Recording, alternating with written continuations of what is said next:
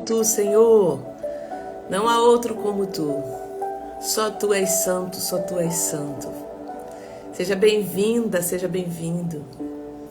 Os filhos já estão chegando aqui. Seja bem-vindo.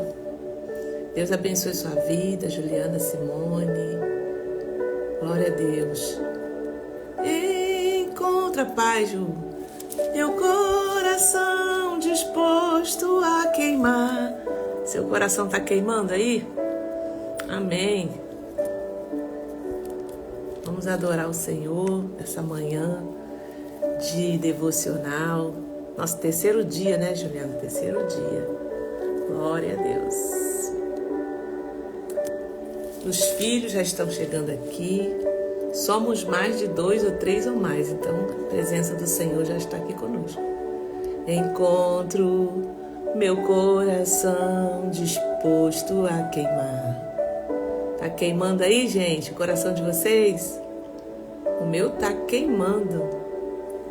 Todos os versos e canções que eu consegui cantar. Bem-vindo, bem-vinda, Rai. Que bom te ver aqui, Simone, Rosilene. Teu é o reino, a glória para sempre. Amém. Deus é bom, bom dia, bom dia, bom dia. O poder para sempre, amém. Quem está queimando o coração por Jesus? Meu coração está queimando, gente. Já fico muito alegre quando amanhece o dia para poder estar aqui na presença do Senhor com vocês, em conjunto. Existe uma bênção especial, né? A Bíblia fala o quão bom e quão suave é que os irmãos vivam em união. E quando fala isso, fala que é como o óleo que vai descendo. E lá nesse lugar de comunhão, o texto diz que ali é derramada a bênção para todo sempre. Então, quando nós nos unimos, existe um poder no mundo espiritual muito grande. Então, coloca no teu coração para você estar com a gente. Todos os dias pela manhã, nós vamos estar aqui durante 40 dias. Hoje é o terceiro dia. Coloca isso como propósito. A gente não perde nada. Porque é Bíblia, a palavra de Deus que está sendo ministrada. E você, nesse dia, Deus libera palavras, libera chaves espirituais. E você vai sendo alimentado no Espírito. Amém? Bom dia. Só tu és santo. Os filhos. Vamos orar? Pai, muito obrigada por essa manhã preciosa. Por estarmos na Tua presença, Pai, pelos filhos que já estão aqui, Tuas filhas. Senhor, eu oro pela casa, eu oro pelo lar, eu oro pela vida dela. E em concordância, Pai, porque tudo que concordarmos na terra é concordado no céu. Eu concordo, Senhor, que hoje seja um dia abençoador na vida dela, daquilo que ela propôs em resolver, em fazer. Senhor, abençoa, coloca os Seus anjos, Pai, no dia, nesse momento, abrindo a nossa mente também para a gente receber esse alimento, Senhor, do alto. Assim eu oro, Pai, para que o Senhor ouça a oração da Tua filha que está sendo feita nesse momento também, as suas petições, as suas dores, a sua alegria, o seu choro por estar na Tua presença. Obrigada, Jesus. Obrigada por tudo. E já te agradecemos pela Tua presença nesse lugar. Em nome de Jesus. Amém, minhas irmãs. Que alegria ter vocês aqui.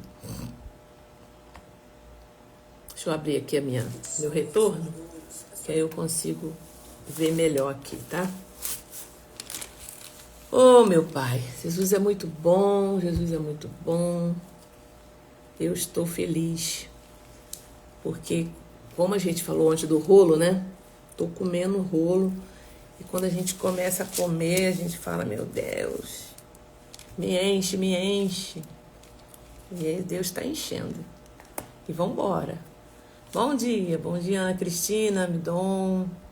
Que alegria ter você aqui também. Vamos falar da palavra de Deus? Vamos embora? Vamos embora se conectar aqui. Gente, como que está sendo para vocês? Está sendo bom? Deus tem falado através dessas ministrações, desse jejum. Quem já quiser colocar testemunho, quem quiser já falar, contar algo, né, que dê para você colocar aqui e falar, já pode ir para a gente ir compartilhando. Eu tenho sentido muita alegria no coração e ânimo e vigor com a palavra que está sendo alimentada, esperança de algo maior que Deus vai fazer sempre no nosso meio, tá? Não tem como você sair vazio daqui. O Senhor é Ele quem nos preenche. Então, no primeiro dia nós falamos sobre a glória de Deus, sobre o chamado profético, né? E sobre o céu se abrindo em meio ao caos. Nós ouvimos isso ontem. Hoje vamos avançar para Ezequiel no capítulo 4 até o 7. Eu fiz aqui um panorama. O texto ele vai nos levar para um lugar mais sério, vamos botar assim, mais confrontador, porém igualmente cheio de amor. Eu falei ontem que o livro de Ezequiel, ele não é confortável. Traz assim umas palavras pesadas, fortes, mas é necessário, tá? Então aqui nós aprendemos que Deus nunca, nós vamos ver aqui que Deus nunca age sem antes falar.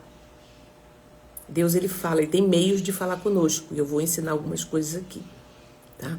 Ele não é um Deus impulsivo, ele é um Deus que avisa, que alerta, que insiste e chama ao arrependimento. Às vezes a gente confunde a misericórdia com permissão. Deus está permitindo, Deus está tendo misericórdia e ele permite a gente viver assim. Não. Tem uma hora que vai ter um basta, tá? Tem uma hora que tem um basta. A gente vai ver isso aqui no texto. Esses capítulos, eles nos mostram que existe um tempo em que Deus usa palavras, existe um tempo em que ele usa sinais. Talvez Deus já falou com você na palavra e a gente ainda não se ligou. Talvez Deus já falou conosco através de sinais. Eu vou falar aqui alguns sinais. Talvez a gente ainda não percebeu, né? E quando nem palavras e nem sinais são ouvidos, ele permite o quê? Consequências. Então não é... Thalita, mas por que Deus permite? Não é para nos destruir, mas é para corrigir, alinhar, restaurar. A gente vê isso na história. A história se repete, gente. Todas as vezes. Então, quando lemos Ezequiel 4 até o capítulo 7, precisamos entender o papel profético que está acontecendo aqui naquele tempo, né? Então, o profeta não era apenas alguém que falava assim, do nada. Resolveu gritar e falar. Não. Ele encarnava a mensagem. Ele recebia, a gente viu ontem, ele recebeu o dom, ele recebeu a palavra, ele comeu a palavra. E é interessante aqui que o profeta Ezequiel, ele encenava, fazia uma encenação daquilo que Deus queria, ou seja, ele desenhava para o povo não ter dúvida de que era Deus que estava falando ali. Então a gente vai ver aqui muito interessante. Ele encarnava a mensagem. Deus usava o corpo, as ações e até o sofrimento do profeta como instrumento pedagógico. Às vezes a gente vai num culto, né? Às vezes tem uma festividade e ali a igreja quer passar uma mensagem para você, né, uma mensagem para a gente, e aí ele faz algumas encenações, né, bíblica. E no final tem uma palavra de correção, uma palavra de exortação. É exatamente isso que acontecia com Ezequiel. Ele fazia encenações. Porque o povo estava endurecido. O povo estava assim. Então, tipo assim, Deus... Não tem como você chegar diante de Deus e falar assim, Deus, eu não sabia, Deus vai te falar de alguma forma. Então, o sofrimento do profeta como instrumento pedagógico. Então, o profeta não era fácil não, gente. Não é igual o profeta de hoje não, que a gente está aqui na internet, a gente fala, a gente ora, tará. O negócio era estreito. Deus falava, agora vai lá e faz isso. Deus manda Ezequiel encenar aquilo que ainda não tinha acontecido. Então a gente vê aqui no texto cerco, fome, escassez, queda. Era uma linguagem que aquele povo entendia. Para pensar. Hoje nós estamos numa era com muita informação, com muitas formas de você mostrar algo. Então, por exemplo, quando a gente vai dar uma palestra, nós usamos vários recursos, né, para poder transmitir uma mensagem para você. Nós usamos o recurso da fala, nós usamos o recurso do corpo, que estou aqui me expressando, nós usamos o recurso do data show, às vezes podemos fazer uma peça, uma encenação, tudo para poder reforçar aquela mensagem. Lá ele tinha somente a encenação, porque Deus é didático. Ele não vai só falar, ele vai mostrar também. Então, eles estavam com o coração endurecido. E era uma linguagem que aquele povo ia entender. Tão endurecido espiritualmente que as palavras já não eram suficientes. Tem gente que já cansou de ouvir palavras, gente. O que mais a gente tem hoje é Bíblia de tudo que é forma, é igreja de tudo que é jeito, é gente de tudo que é jeito falando de Jesus. Tem várias linguagens, né? Outro dia eu estava vendo na internet uma linguagem assim bem jovem, bem coloquial do lugar, a forma de pregar o evangelho, tem várias formas. Então a palavra às vezes já não está mais resolvendo, porque tem muita palavra, tem muita forma de expressar. Então quando o coração endurece para a palavra, Deus passa a falar por sinais. Talvez já está chegando nesse ponto, né? Deus já está mostrando alguns sinais pra gente. Deixa eu ver quem chegou aqui. Oi, Mary, Jaque, Deus abençoe, a paz do Senhor. Luana, Miriam, Patrícia. Que bênção vocês aqui. Então, gente, olha que coisa incrível. A palavra de Deus. E a gente vai entrar aqui já já. Essa aqui é uma introdução pra gente contextualizar o que eu vou falar. Então, as palavras já não eram mais suficientes. Quando o coração endurece para a palavra, Deus passa a falar por sinais. Então, essa prática era comum no ministério profético, porque Deus sempre falou de forma compreensível para o povo. Lembra de Faraó? Deus mandou Moisés ir lá. Deus deu 10 sinais para eles. 10. Deus estava desenhando para ele. Ó, preste atenção, estou te dando sinal de que o negócio não vai ficar legal.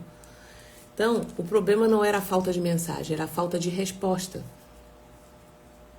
Mensagem tinha. Então, o povo estava no exílio, né? Mantendo práticas religiosas, mas sem arrependimento real. Porque, gente, eles estavam mantendo as práticas religiosas deles, tá? Então, estava indo para... Vamos contextualizar aqui para nós. Estava indo para a igreja, estava dando suas ofertas, seu dízimo, estava os seus rituais, mas sem arrependimento real. Eles acreditavam que o templo, né, que eles tinham, eles adoravam ali, achavam que aquele templo ia proteger eles. Estou ali debaixo do templo, estou aqui dentro do templo, estou na igreja, a igreja não está me protegendo do inimigo. Igreja não te protege do inimigo. Você se protege dele com a sua vida, com a sua conduta, com a sua história de busca e de alinhamento com Deus. Deus não permite a queda. Deus, então, antecipa os fatos por meio de sinais. Porque Deus, ele é justo, né? E a sua justiça inclui avisar antes. Gente, não tem o que fazer. Se você parar para olhar para a sua história, momentos de difíceis que você passou de queda, os sinais estavam ali, né? As coisas estavam ali. Então vamos ler aqui rapidamente alguns capítulos no Ezequiel 4. Ele começa assim: o cerco simbólico de Jerusalém. Filho do homem, pega um tijolo. Era assim. Pega um tijolo, ponha-o diante de você e faça nele um desenho da cidade de Jerusalém. Claro que o tijolo não era igual a esse tijolo nosso aqui, né, gente? Era um tipo de tijolo.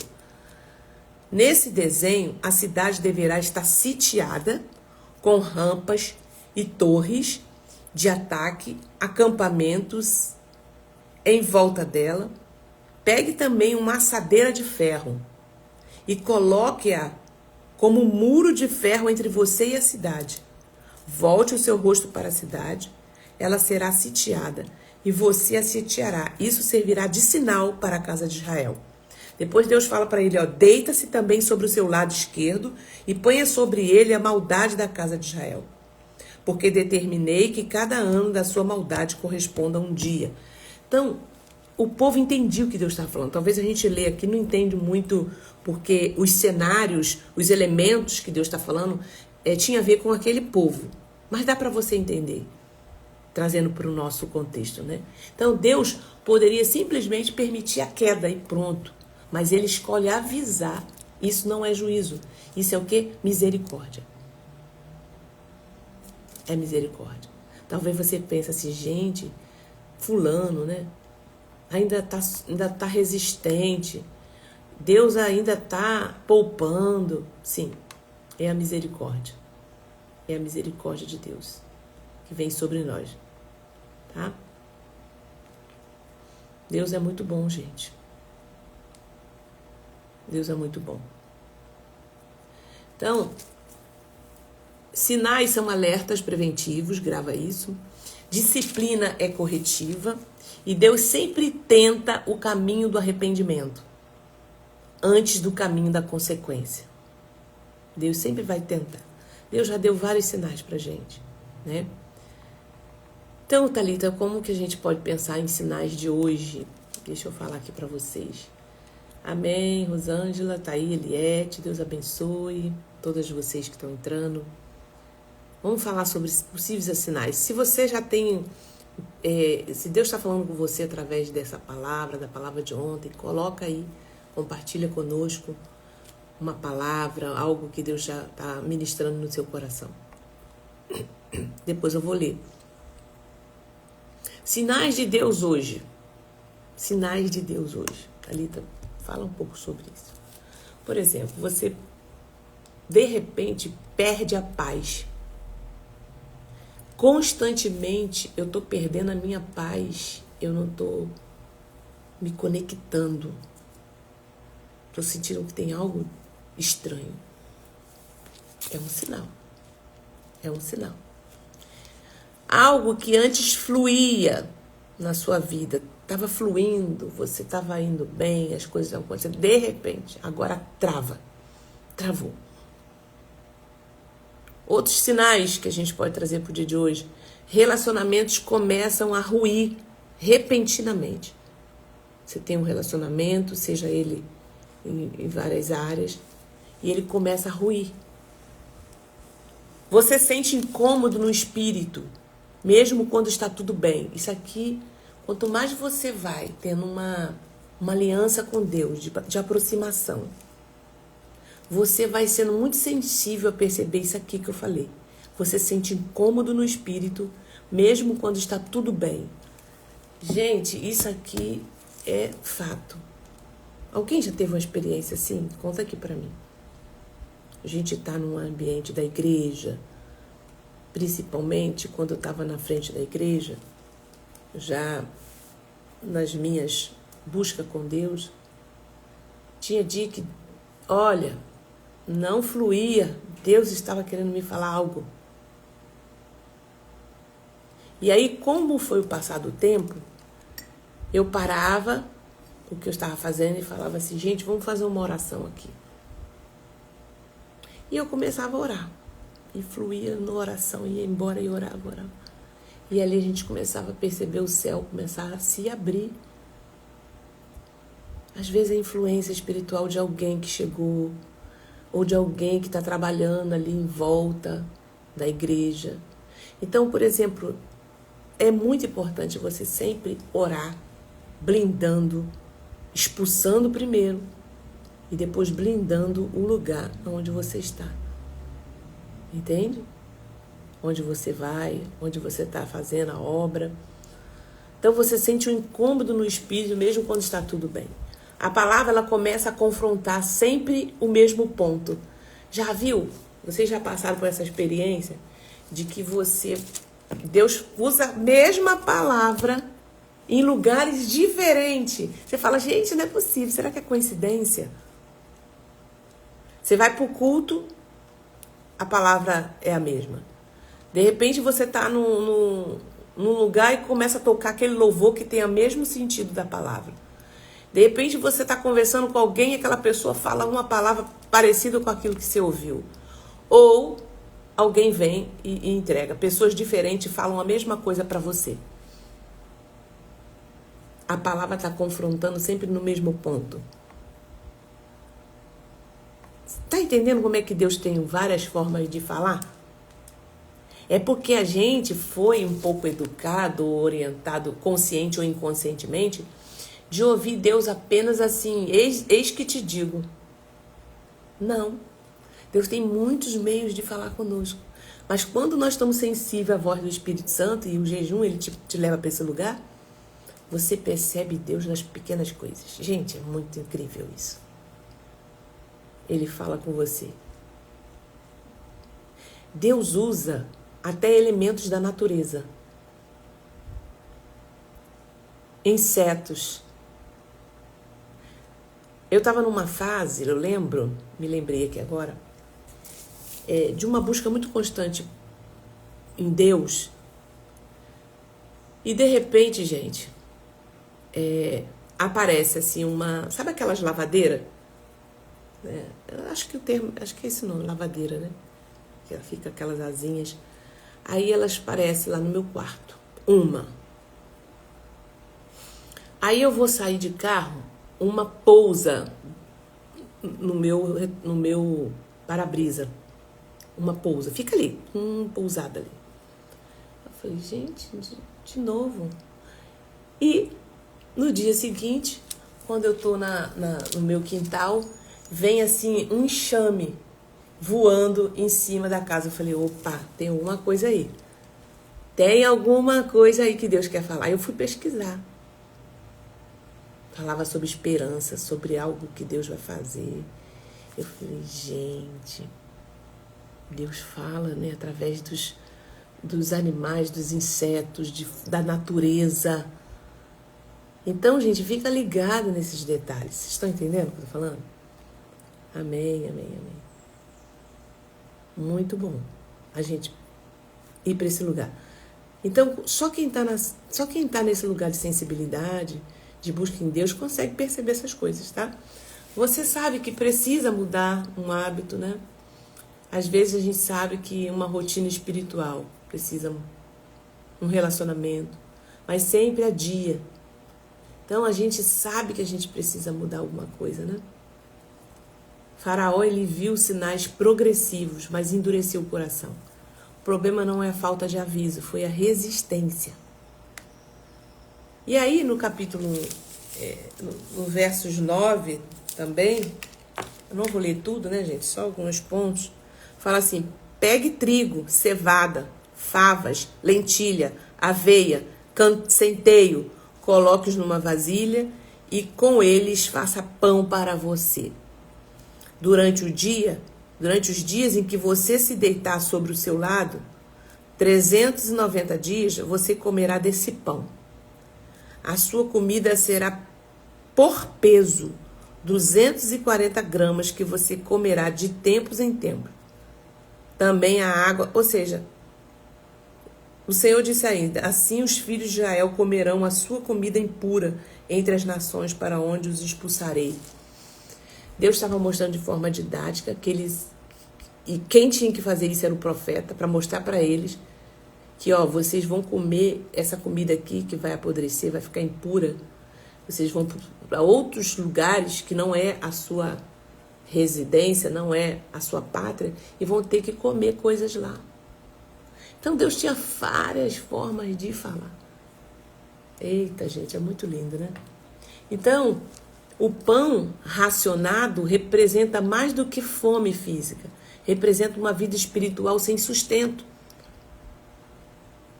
Então, antes da queda pública, há um esvaziamento interno. Da queda, há um esvaziamento interno. A pessoa ela continua funcionando, mas perdeu o prazer espiritual. Não é um pecado escandaloso. A gente só pensa que o pecado escandaloso é o que, né, traz a queda, que esfriou a pessoa. Não. É uma vida sem profundidade. Tá? Então, vou falar aqui alguns exemplos de escassez espiritual hoje. Então, por exemplo, você ora, mas não sente alegria.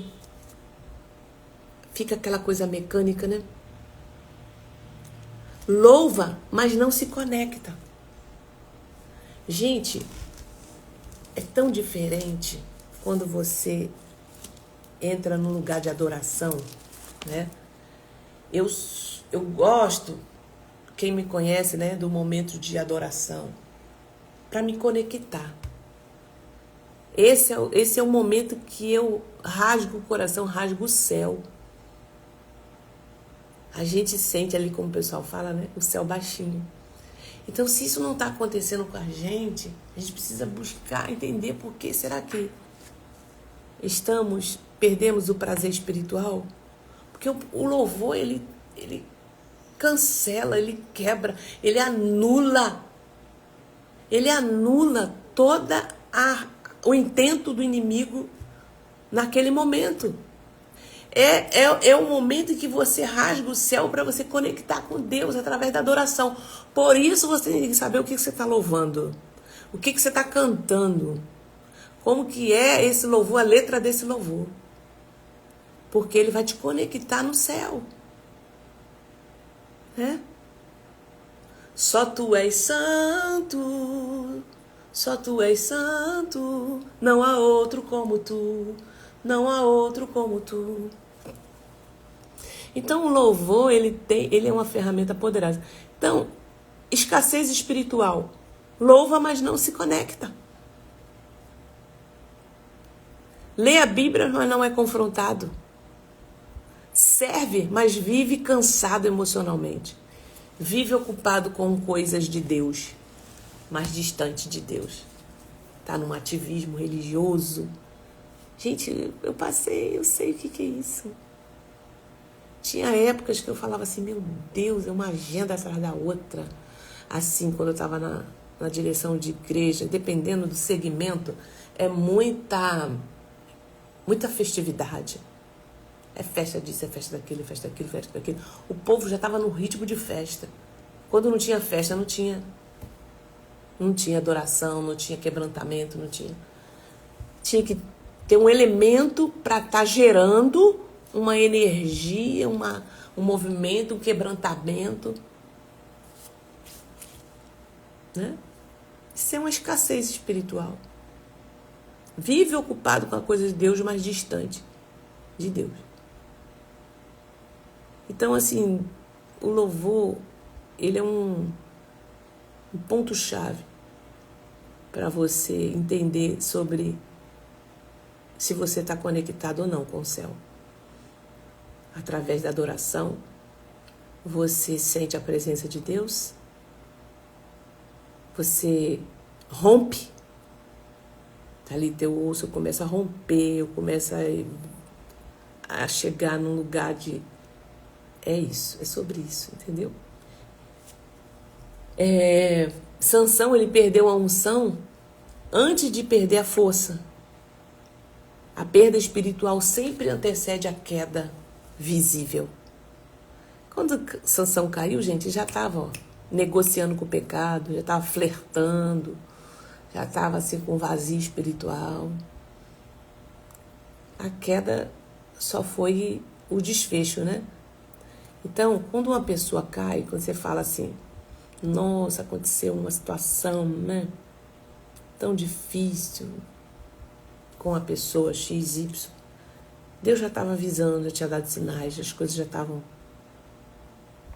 Mas a gente vai ignorando os sinais, vai permitindo, né? Deixa eu ver aqui vocês.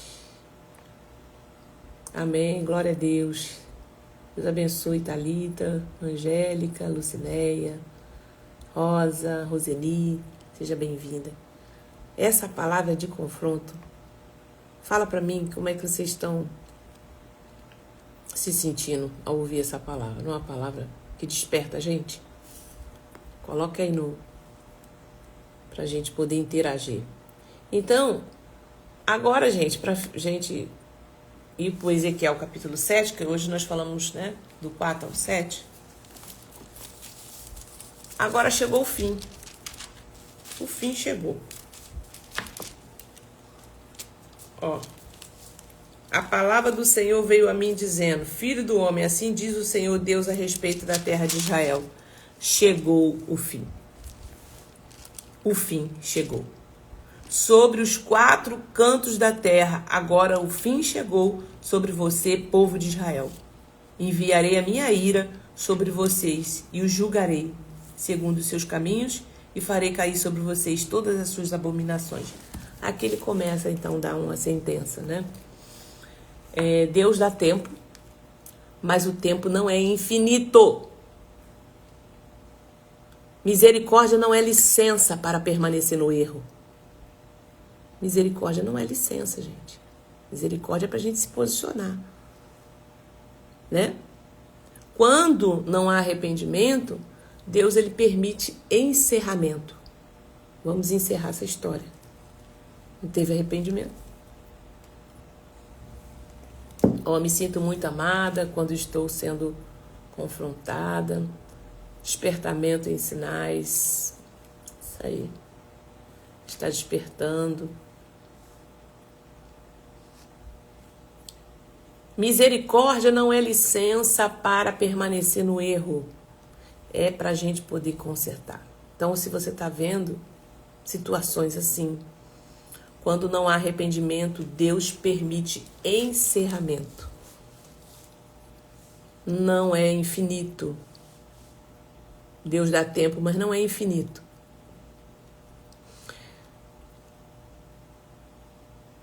Por exemplo, vou dar aqui exemplos de ciclos que não se encerram, né?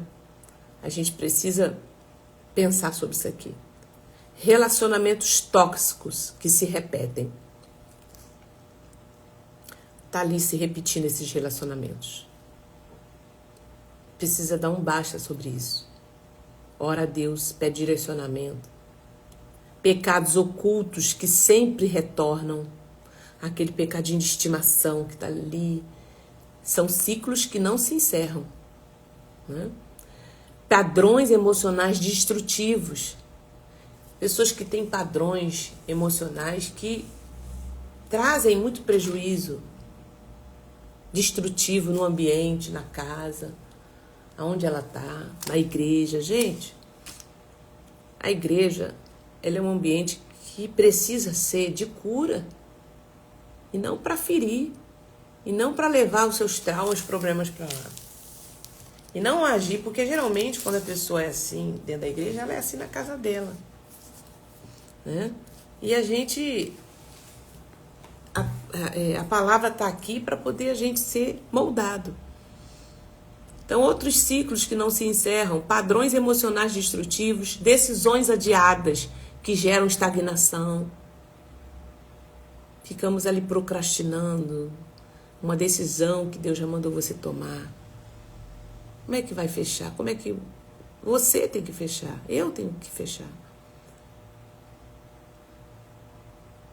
Pessoas rasas espiritualmente. Nunca amadurece. Há anos ali na igreja. Mas não tem amadurecimento espiritual. Como que faz? Exemplos de ciclos que não se encerram. Você sabe que precisa mudar, mas sempre culpa. Aí a gente culpa alguém, culpa a família, culpa o passado, foi meus pais. Então tem coisas que, até em terapia, né, a gente vai tratando essas coisas. Porque passou, não tem o que fazer, viveu aquilo ali, e vamos precisar ressignificar. Senão esse ciclo não fecha para você avançar.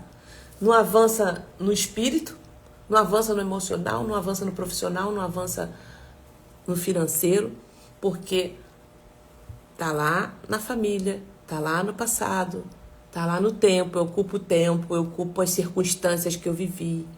Isso é muito comum a gente fazer isso. Mas Deus está falando para você, vamos romper esse ciclo. Ok, foi uma situação que aconteceu, não podemos ignorar, mas vamos continuar aqui? Não podemos. O povo no deserto perdeu a promessa por falta. Foi por falta do poder de Deus? Não. O que Deus mais fez, gente, foi milagre e provisão. Mas por quê? Por que esse povo perdeu a promessa? Por resistência. Resistência. Tanto que eu lembro de uma cena que está lá em Êxodo, se eu não me engano, por ali Josué, o Êxodo, Deus falando com Moisés. Moisés, o povo está reclamando porque está pedindo carne, está querendo voltar para o Egito, falando, você me tirou daqui para a gente morrer nesse deserto. Era uma reclamação atrás da outra. Deus falou assim, olha, estou falando na minha linguagem, né? Vamos acabar, vamos fazer um negócio com Moisés, vamos acabar com esse povo aqui e eu vou fazer de você uma nova nação. Você vai gerar, né? Aí aqui, abrindo um parênteses, entre o papel do intercessor, né? Moisés, ele era um exemplo de intercessor. Ele foi pro joelho, dobrou o joelho e falou assim, Deus, o que as nações vizinhas, e ainda estava preocupada com a reputação de Deus, né? O que as nações vizinhas vão falar? Que o Deus de Israel tirou eles de lá para morrer aqui. Deus dá uma oportunidade para esse povo. E foi ali fazendo várias reivindicações, né? O intercessor, ele tem esse papel, ele se coloca no lugar entre uma pessoa e Deus, pedindo. Talvez muitos de nós não vivemos uma escassez e nem vivemos uma consequência pior, porque teve alguém intercedendo por você. Teve uma mãe, teve um pastor, teve um pai, teve uma mulher de oração que estava intercedendo pela sua vida, gente. Isso é sério. Deus muda por causa de uma intercessora. Muitas vezes prolonga um pouco mais. A misericórdia. Deixa eu ler aqui.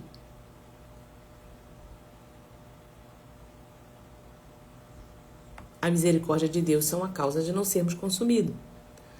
Olha, despertamento em sinais que acontecem. Amém. Palavra poderosa.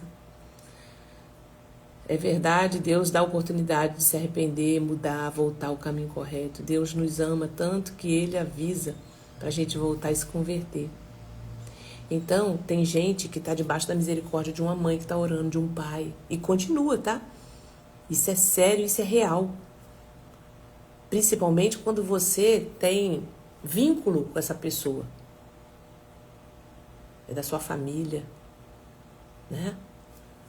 A graça de Deus é assim, gente. Então, Moisés entrou num momento de intercessão e Deus falou assim, tá bom, a tua oração foi ouvida. Sendo que tem uma consequência. Esse povo que saiu do Egito, nenhum deles vão entrar. A não ser os seus filhos abaixo de 20 anos. Que nasceram aqui no deserto. Vocês entenderam? Muitas vezes nós não conquistamos a terra prometida, as bênçãos, por causa da resistência. Às vezes os filhos dos filhos vão viver promessas, porque abriram o coração, se arrependeram, entenderam. É profundo, gente. É Jesus. Então, vamos parar de colocarmos e vamos viver o que Deus tem para nós, né? Esses 40 dias para a gente se alinhar. Então, Exemplo de sinais que Deus pode estar dando, irmã Thalita. Uma inquietação que não passa. Um chamado insistente ao arrependimento. Deus já está falando com você sobre arrependimento há muito tempo para você buscar. Outro sinal de que Deus pode estar dando um cansaço espiritual inexplicável. Gente, isso aqui é real. Eu que trabalho com batalha espiritual, né? Eu já passei e passo por isso. Quando você vai atender pessoas, quando você vai ministrar, é um cansaço muito grande que você às vezes precisa deitar para repor sua energia, tá? Então, são sinais que Deus está mostrando batalha espiritual no mundo espiritual. Então, quando você não tem um preparo para trabalhar ou para entrar numa batalha espiritual, você vai sentir esse cansaço e você vai achar que é dor, que é apenas físico, que é um mal-estar ou que o inimigo está se levantando contra você. Você está sentindo o mundo espiritual porque você está avançando em algo. Então, quando a gente jejua, quando a gente se posiciona, quando a gente busca conhecimento, você vai saber identificar esses sinais de cansaço espiritual. Tem cansaço que é espiritual. Porque você tem uma questão espiritual dentro de casa, na igreja, principalmente também igreja. Você pega muita batalha espiritual, trabalho. E aí você não entende porque você está com canseira. Ai, tô um cansaço. Muitas vezes esse cansaço é espiritual. Para pensar em que tipo de situação e circunstância você está vivendo que pode estar te posicionando, levando para esse lugar. O que você vai fazer? Primeiro, identificou. Identifiquei, tem um problema aqui, tem uma batalha aqui, já sei que é espiritual. Segundo, começa a orar e falar: Deus, eu preciso de resistência e eu preciso de sabedoria, como eu vou lidar com essa situação. Abre um jejum. Né? Percebeu a resistência espiritual? Faz uma oração e fala: Deus, eu vou abrir um jejum agora de 24 horas. Um jejum de 3 dias. Durante esse jejum, você vai ser fortalecido espiritualmente. E Deus vai mostrar para você o que está acontecendo. Deus, o que eu vou fazer nessa situação? Entende? Mas é muita coisa que acontece. E a gente não tem noção de que isso pode ser um sinal de Deus que está te dando. Então, sempre questiona e sempre se pergunta por que eu estou com esse cansaço, porque, claro, faz alguns exames físicos para você ver se também não é saúde. Caso contrário, pode ter certeza que é espiritual, tá? Um confronto é outro sinal, né? Uma inquietação, já falei, um cansaço espiritual, um confronto e portas fechadas, que insistimos em arrombar essas portas.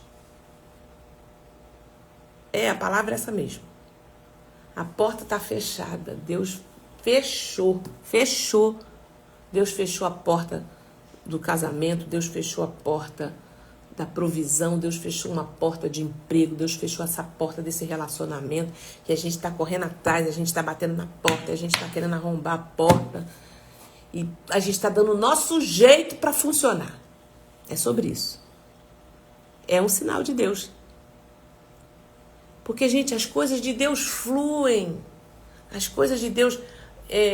eu sei que, dependendo do segmento que você vem, religioso, quando eu falo segmento, eu falo denominação, eu já ouvi no passado algo assim, eu acredito que vocês também já ouviram. Irmão, crente que não tem prova, não está firmado em Deus, não tá, tem que estar com uma prova, tem que estar com uma luta. Como assim, gente? As lutas fazem parte da nossa... Mas eu não tenho que estar, né? Eu não preciso estar passando por prova para mostrar que eu tô firme em Deus, porque as provas estão se levantando. Vocês estão entendendo? Não é sobre isso. É muitas vezes uma resistência. É porta que Deus fechou.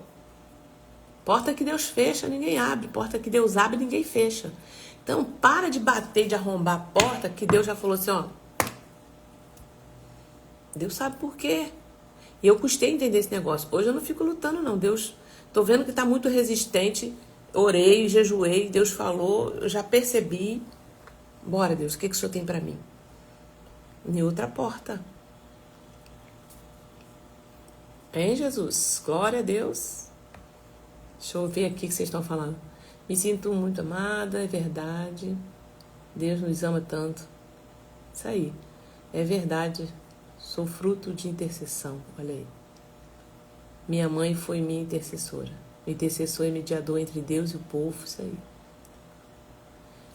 Gente, mãe tem uma chave no mundo espiritual muito grande. Genitora. É o sangue. Então você pode orar para o seu filho. Talvez você olhe assim, nossa, meu filho parece que não tem jeito, nunca vai vir. Continua orando. A misericórdia de Deus está lá. E a sua oração está fazendo parte disso. Está sendo sustentada pela sua oração. Uma hora, ó, o tempo acabou. No capítulo 7, acabou. Agora é tudo ou nada.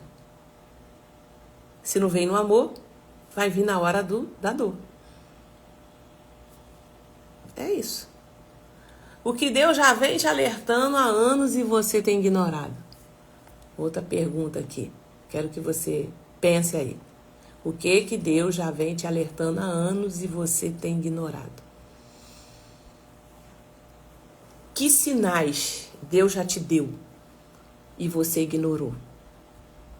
Anota essas perguntas, porque as perguntas fazem a gente pensar. Onde você percebe escassez espiritual hoje? Né? E que ciclo precisa se encerrar nesse jejum que você está fazendo? Eu preciso encerrar esse ciclo que eu carrego há muito tempo. Se você quer compartilhar, amém. Mas pense sobre isso, tá bom? Que Deus te abençoe, que Deus ilumine a nossa mente para esse tempo que nós vamos viver. Vai ser um ano de 2026, vai ser diferente para a sua vida. Vai ser um romper, vai ser uma estratégias que Deus vai te dar. E nós vamos viver um tempo muito difícil, de batalhas espirituais intensas. Você sabe que esse ano é um ano de disputa pelo poder executivo e a gente já vê os efeitos dessa batalha espiritual nas famílias, né? Um é o lado A, outro é o lado B, e a gente vê um terceiro influenciando aqui, e isso já está trazendo um monte de confusão. Então, fique no Senhor, fique na presença de Deus. Pede Ele estratégia até para você falar, saber falar, para não causar, porque esse é o tempo no mundo espiritual agir na confusão, na intriga, na desordem. Amém? Que Deus abençoe. Senhor, queremos que o Senhor venha falar conosco em todos os tempos. Abra os nossos olhos para perceber, Senhor, em nome de Jesus, os teus sinais. Alerta cada um de nós aqui, Pai.